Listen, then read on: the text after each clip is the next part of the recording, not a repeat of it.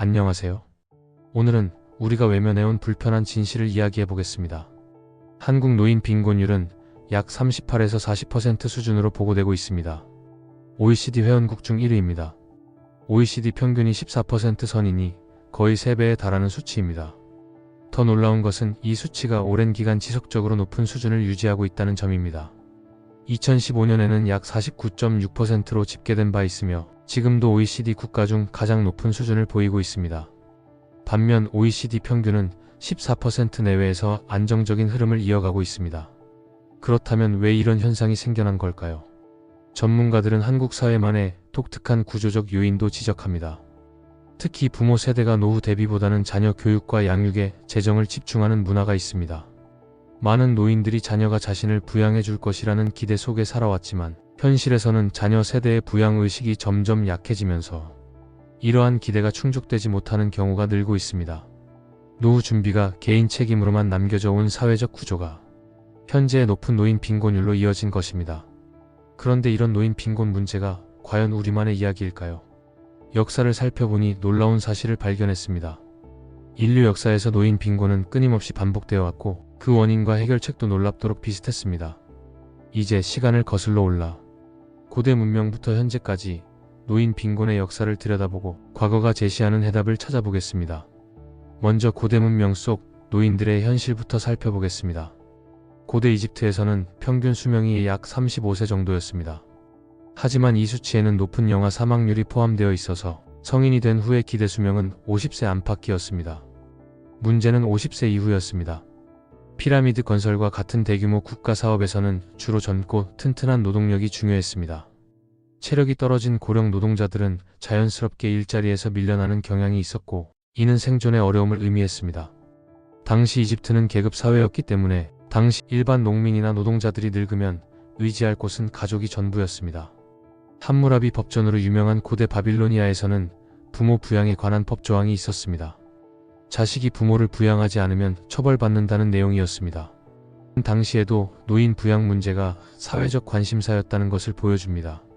하지만 법적 강제만으로는 모든 문제가 해결되지 않았던 것으로 보입니다. 다음으로 고대 그리스와 로마의 상황을 살펴보겠습니다.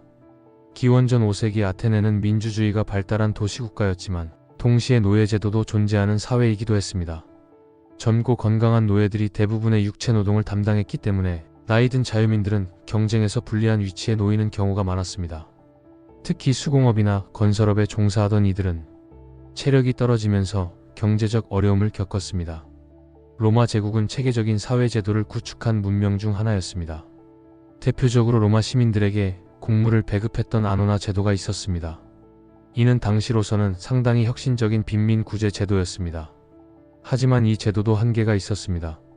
주로 젊은 가장들을 우선으로 했고 혼자 사는 노인들은 상대적으로 후순위였습니다. 또한 로마 시민권자에게만 해당되었기 때문에 제국 전체 인구의 일부만이 혜택을 받을 수 있었습니다. 이제 중세와 근세의 상황을 살펴보겠습니다.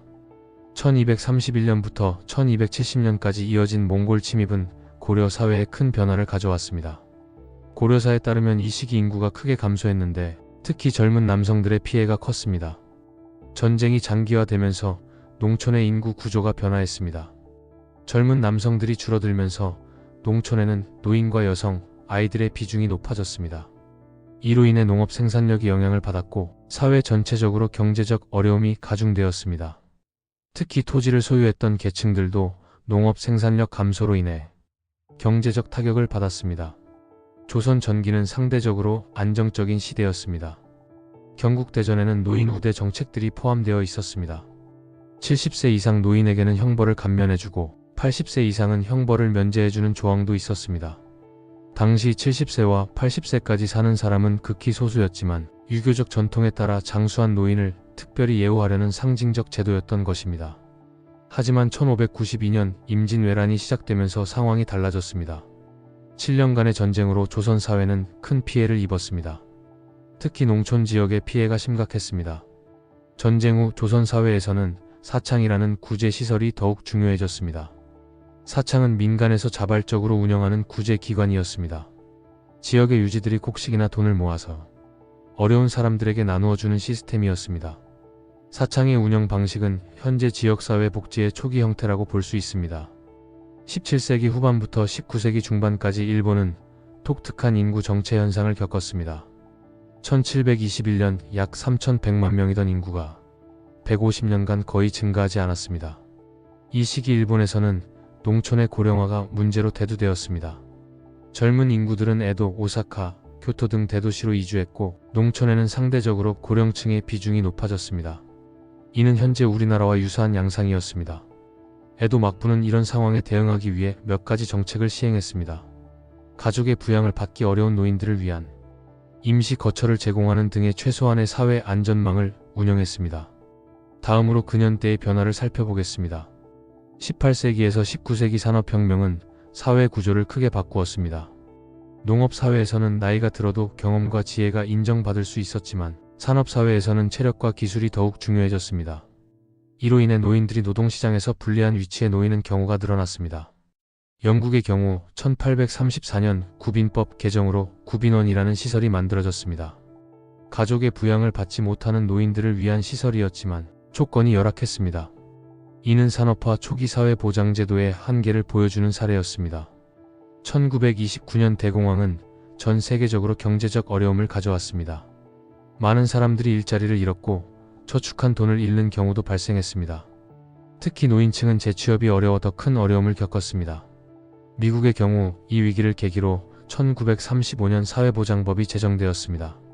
이는 미국 역사상 최초의 본격적인 국가 차원 노인연금 시스템이었습니다.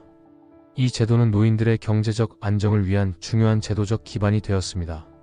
2차 대전 후 독일은 새로운 사회보장 시스템을 구축했습니다. 1957년 도입된 연금 개혁은 혁신적이었습니다. 당시 동적 연금 개념을 도입해 연금액을 물가뿐만 아니라 임금 변화에도 연동했습니다. 이로 인해 노인들도 경제 성장의 혜택을 함께 누릴 수 있게 되었습니다. 이제 현재 한국의 상황을 살펴보겠습니다. 2025년 현재 우리나라의 노인 빈곤 실태를 살펴보면 통계청 자료에 따르면 65세 이상 노인 중 상당수가 월 소득 50만원 미만인 것으로 나타납니다. 기초연금은 월 33만원이고 국민연금 평균 수급액은 월 65만원 정도입니다. 특히 현재 80세 이상 연령층의 경우 국민연금 제도가 1988년에 도입되었기 때문에 연금 혜택이 제한적입니다. 이분들 중 상당수는 젊을 때 성실하게 일했지만 충분한 노후 소득을 확보하지 못한 상태입니다. 마지막으로 역사가 제시하는 해결책들을 살펴보겠습니다. 독일은 현재 노인 빈곤율이 약 9에서 10%로 OECD 평균보다 낮습니다. 성공 요인은 통합적 접근에 있습니다. 연금, 의료보험, 장기요양보험이 유기적으로 연결되어 있고 주거 지원과 사회 서비스가 종합적으로 제공됩니다. 프랑스의 노인 빈곤율은 약 4에서 7% 수준으로 OECD 최저권입니다. 연금 소득 대체율이 높고 최저연금 보장제도가 잘 갖춰져 있습니다. 또한 주거급여, 의료급여, 교통비 지원 등이 종합적으로 제공됩니다. 일본은 2000년부터 장기요양보험, 즉 개업보험 제도를 시행하고 있습니다. 지방자치단체가 중심이 되어 돌봄 서비스를 제공하는 구조로 전통적인 상부상조 정신을 현대적으로 발전시킨 사례로 평가됩니다. 그렇다면 한국이 나아갈 길은 무엇일까요? 단기적으로는 기초연금 개선이 필요합니다. 현재 월 33만원으로는 기본적인 생활비에 부족한 상황입니다. 생활비 상승률을 고려한 현실적인 수준으로의 조정이 필요해 보입니다. 중기적으로는 지역사회 중심의 노인 일자리 창출이 중요합니다. 노인들의 경험과 지식을 활용할 수 있는 분야에서의 일자리 개발이 필요합니다. 상담, 교육, 돌봄 서비스 등의 영역에서 노인들이 사회에 기여할 수 있는 기회를 확대하는 것이 중요합니다. 장기적으로는 다층적 노후소득 보장 시스템 구축이 필요합니다.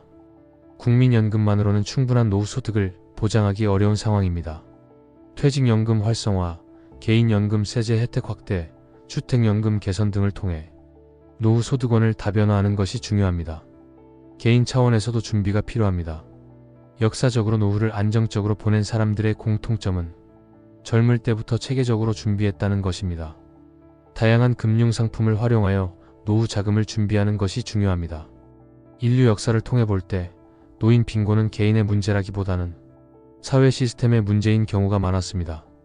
이 문제를 체계적으로 해결한 사회들은 안정적인 발전을 이뤘고 소홀히 한 사회들은 다양한 사회적 문제를 겪었습니다. 현재 한국의 높은 노인 빈곤율은 개선이 필요한 과제입니다. 하지만 다른 나라들의 성공 사례를 참고하면서 체계적으로 접근한다면 충분히 해결 가능한 문제라고 생각됩니다. 독일의 통합적 접근, 프랑스의 관대한 시스템, 일본의 지역사회 중심 돌봄 등에서 배울 점들이 많습니다. 중요한 것은 지금부터 체계적인 준비와 개선 노력을 시작하는 것입니다.